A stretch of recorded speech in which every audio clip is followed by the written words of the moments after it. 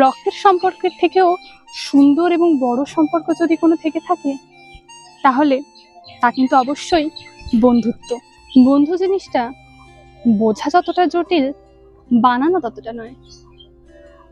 আর হয়তো হারানোটা আরো বেশি সোজা।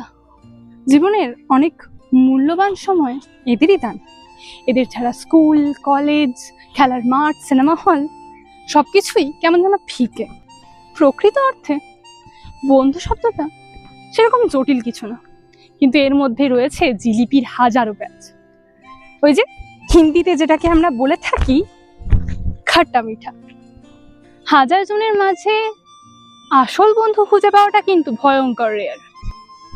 কাজের টেনশন, পড়ার চাপ, পরিবারের ঝামেলা থাকা সত্ত্বেও যারা তোমাকে রোজ রাতে একবার কল বা টেক্সট করতে ভোলে না, তাদেরকে আঁকড়ে রেখো। তবু রবীন্দ্রনাথের মতোই বলতে ইচ্ছা হয়, যেতে নাহি দিব হায়, তবু যেতে দিতে হয়, তবু চলে যায়। আসলে যাকেই বেশি ভালোবাসবে, আপন মনে করবে, সেই একসময় তোমায় ছেড়ে যাবে। আর এতে তো খারাপ কিছু মনে করার নেই, এটাই তো বাস্তব।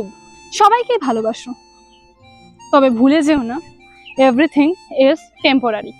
অনেকে যেমন আসবে, তেমন অনেকে তো চলেও যাবে। ক্ষণিকের মন খারাপ যেন লাইফের ওপর অত্যধিক চাপ সৃষ্টি না করে। বন্ধু হারাবে ঠিকই, কিন্তু তার জন্য নতুন বন্ধু বানানোটা যেন থেমে না থাকে। এভাবেই পৃথিবী চলছে, আর এভাবেই জীবনও চলবে। ভয় পেও না, থেমে থেকো না, মজা করতে ভুলো না, হুল্লোড় করতে ভুলো না, কারণ লাইফ গোজ অন। বন্ধু চল